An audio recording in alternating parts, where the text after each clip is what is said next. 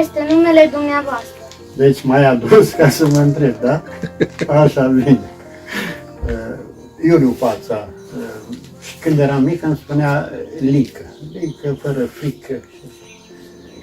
Ție cum îți spune? Dani, nu? Da. Dar numele tău adevărat care? Poptivoșa Daniel Lăniș. Oho! Este important. Eu numai așa. Tata meu a zis că a pus Iuliu ca să fiu ca Cezar. N-a ieșit. Cezar ăsta era un împărat roman foarte capabil. Ai auzit el, nu? Da. Faci la istorie. Da, nu, că acum am trecut pe clasa 4. Oh, numai clasa 4. Da, el a mers și s-a bătut cu niște strămoși de-a francezilor, gali sau nu știu cine, și a trecut peste o apă, le-a tras o bătaie și a zis: am venit, am văzut, am învins. Veni, vidi, vici. Voi nu știu dacă o să faceți latină. Dar e interesant, sunt oameni deosebiți. Până la urmă, era așa de deștept și proști așa de mulți în jurul lui, încât s-au hotărât și l-au asasinat. Băiatul lui avea un băiat înfiat care i-a băgat cuțitul în bot. Pentru că era prea deștept. Trebuie să fii atent totdeauna. Da, pentru ce am venit noi, să am treabă. Care este vârsta dumneavoastră? 72 de ani, mulți. Unii zic că aș fi mai tânăr, eu zic că mai bătrân. Dar zi, întreabă-mă. Care a fost orașul și țara unde v-ați născut? Da, aici, în România, lângă Vatra Dornei, era un sat în pădure, erau numai 4 case, la distanță de 2 km una de alta, cam pustiu acolo, când eram eu mic. Deci Vatra Dornei, Neagra Șarului, în pădure undeva. Și în România. Asta e bine. Povestiți-mi despre zona unde ați copilărit. Exact cum îți spuneam, într-un ținut întins, 4 case, copiii era greu să mergi să te joci. Tu ai vecini, nu? Nu ai vecini cu care să te joci? Na, așa n-aveam nici eu. Și mai mult singur ne jucam cu sora mea care era mai mică și foarte rar ajungeam la alți copii, abia când am mai crescut. Și nu era frică de lup, că până mergeai la vecinul te mânca lup. Da. Nu-ți plăcea să practicai vreun sport când erai copil? Da, sport. Noi ne jucam, ca toți copiii. Alergam după pisici, după câini, după viței. Era... Și ne jucam imitând pe părinți. Ei munceau, dacă ei aveau o vacă, noi ne jucam că aveam 80 sau 20. Și dacă oițe și le făceam tot felul de pietricele, le adunam, le dădeam. Cam asta era o joaca noastră de copii.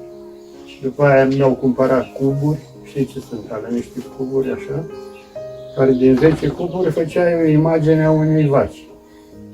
Trebuia să le alegi, să le pui așa. Era... După aia am avut un căluț din lemn. Era o coadă de mătură cu un cap de cal și mergeam călarea tot zi. Am avut și un iepuraș, așa tot pe rotițe din el. Nu prea aveam. Acum copiii au 2 saci de jucării. Noi trebuia să ne gândim. Dar am avut și un camion mic din tablă. Era cel mai fain din cartier. Ia zi tu, ce mai vrei să afle tu despre mine? Ți-a plăcut să te jucai vreun joc cu copii din zona ta? Foarte puțin, foarte puțin. Ne mai jucam dacă era zi de sărbătoare și ne întâlneam, ne jucam de ascuns. Știi ce era? Da. Unul să pitești prin pădure. Era viața noastră. De obicei, la sfârșit, luam bătaie. La tata că veneam târziu și unde ai fost? Așa. Era o educație, ai dădea la fund, așa. Nu știți voi, de viață chiar. Dacă te dea numai la fund, era bine. Da, ia mai spune-mi tu mie, că nu ești drag așa când mă întreb. Ce fel de jocuri foloseai când erai copil? Păi, de la pietricele, la căluți, foarte mult ne făceam noi. Adică îi puneam capul la contribuție să facem ceva. Era un joc care târziu am ajuns, Era o roată de bicicletă fără spiță și un fel de cerc și mergeai cu o sârmă așa și care era cu îndemânare, se învârtea aia și fugeai cu curte, cu... Nu prea aveam jucării. Dar asta era bine într-un fel că ne gândeam ce să ne facem, că erau copii ca și acum. Numai că acum au foarte mult totul la dispoziție. Știi? Și e bine câteodată să te gândești. Încă mai jos sau practici vreun sport sau joc? Acum, la vârsta mea, da, eu am făcut, când m-am înălțat un pic, de la noi de acasă până la școală erau 4 km. Nu se punea problema să ai autobuz, draci. Mergeai pe joc. Și făcând asta zilnic, ani de zile, dus întors, s-a dezvoltat bine, eu știu, aparatul circulator, respirator. Ne-am făcut zdraveni și când am mers la o selecție pentru ski fond, i-am bătut pe ea la alergare, eu știam că așa să faci. Știi? Adică asta ne-a ajutat mult, distanța de școală. Și după ce am ajuns în clasa 7, am început să fac ski fond, după aia biatlon, am dat de altă viață, de alți copii, am dat în rai, am intrat în rai. După aia am văzut că nu era chiar rai, dar a fost bine. Ai nepoți? Doi. Nu l-ai văzut pe ăsta mic care nu vorbește, care face caca toată ziua și eu spăl cu apă rece. Da, mi-e dragi nepoți. Vrei să fii nepotul meu? Așa e bine. Eu am întrebat o chelneriță de asta la restaurant care mi-a dat bere, era tare drăguță. Și am întrebat-o, vrei să fii nepoata mea? Și ea a zis nu. Mi-a părut foarte. Tu ai jucat, mulțumesc. Joci jocuri sau practici sporturi cu ei? Da, cu nepoțica am făcut, cu toate că foarte greu. Am învățat să meargă pe bicicletă, am învățat-o să schieze. Schiază bine, merge bine. La not n-am prea reușit, că nu bagă capul în apă. Ea zice, nu vreau cu capul sub apă. Sub apă. Că nu poți, dacă nu intră ochii în apă, nu poți să înveți. Tu știi să noți? Da. Și nu se frică să bagi capul în apă. Nu. Bravo, ce să noți. Cum crezi că te-a ajutat în viață practicarea sporturilor sau a jocurilor? După mine, foarte mult m-a ajutat. Îmi pare rău că n-am făcut jocuri de echipă, știi ce? Fotbal, Da. de exemplu, sau handbal. Acolo tu trebuie să colaborezi cu celălalt. Da? Aia și te învață pentru viață cum să te descurci între oameni. Eu am făcut sport individual de la alergam de unul singur până treceam dealul. Schifon sau biatlon, e singur. Tu te lupți cu tine, cu ăia, vezi la urmă dacă e bătut. Și asta m-a făcut să fiu în viață un pic strâns, individualist, o iau pe cont propriu. Eu dacă trebuie să săpăm noi doi un șanț, mai bine te las să te joci și să sap singur. Și după aia, la urmă, tu bei suc și eu cafea. Da? E important să faci sport de echipă. Da? Vezi la fotbal acolo. Și acolo e strâmbe, care prinde echipa, care e prieten cu antrenorul. Nu știu. Da. E important să faci jocuri și sporturi de echipă. Și individual. O iei pe cont propriu. Cum crezi că te-au schimbat? Exact ce ți-am spus. M-au ajutat foarte mult, pentru că am făcut ski fond și acolo era greu, mergeai plângând câteodată, sufereai. Asta m-a făcut să nu renunț în viață. Când mi-am pus ceva în cap, foarte, foarte rar mi-a fost, am renunțat. Din cauze obiective, zic eu. Dar nu, aia m-am învățat că n-ai voie să renunți. Păi ți-ai pus în cap, rezolvi, nu? Tu de câte ori faci cu mingea așa? 80 de ori, trebuie să-ți propui de 100. Și nu te lași până nu faci de 100 de ori. Maxim am făcut 40. Da, bun. Și data viitoare vrei să faci?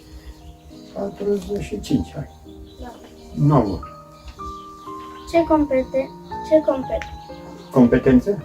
Da, ai obținut. Prin muncă am obținut multe, nu le-am valorificat.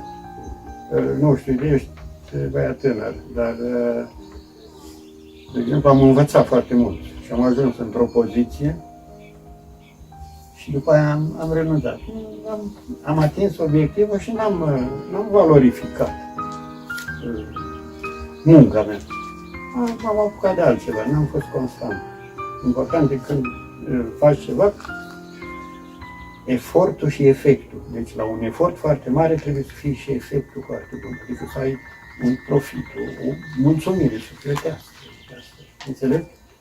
E bună munca, dar să vezi și rezultat. Asta că data viitoare, peste câțiva ani, dacă mai trăiesc, îți iau eu interviu, să văd ce ai făcut. Vrei să ne întâlnim? Da. Cum te simțeai atunci când te jucai anumite sporturi? Ca văd și tu nu te bucuri când te joci? Uite, erau niște schiuri din astea, avea tata, și plângeam câte o săptămână ca să mi le dea să mă lase să schiesc. Se gândea că răcesc, că nu știu ce. Și eu plângeam până mă îmbolnăveam. Atât de drag îmi era să mă joc. Pentru că trebuia multă muncă. La noi acasă s-a muncit foarte. Și îți dădea să faci aia. Și eu mă gândeam cum să fac mai ușor. Și mă gândeam. Până venea tata și îmi trăgea o bătaie, ce ți-am spus să faci? Păi m-am gândit să fac mai ușor. Pleacă. El era foarte dur cu noi, nu? Eram respectoși, nu vorbeam cu tu, mă, tata, tu. Nu i-am spus niciodată, nici când am murit nu i-am zis, tu ai murit. Așa era atunci. Acum e bine. Nu te gândești, da? Lasă că nu spui data viitoare. Ia să văd eu, ce mai vrei tu să mă întrebi? Cam atât. E bun, îți doresc ca data viitoare să-ți pregătești și așa niște lucruri. Și nu te mai uiți la listă. În funcție de ce spune partenerul tău de discuție, tu te gândești și îl întrebi, îl cauți punctul lui slab. Mă, tu mi-ai zis de aia, dar ea spune drept. Chiar așa harnic ai fost și cu minte? N-ai făcut și prostii? Și atunci omul trebuie să spună, păi n-am făcut, păi dar ai spus că îl prins cu șmecheria, da? Deci, prima dată când ne întâlnim, te gândești o noapte sau când, fără listă. Hai dăm fața să discutăm. Da? Da, bun. Mă bucur că te-am cunoscut și ai să faci treabă bună.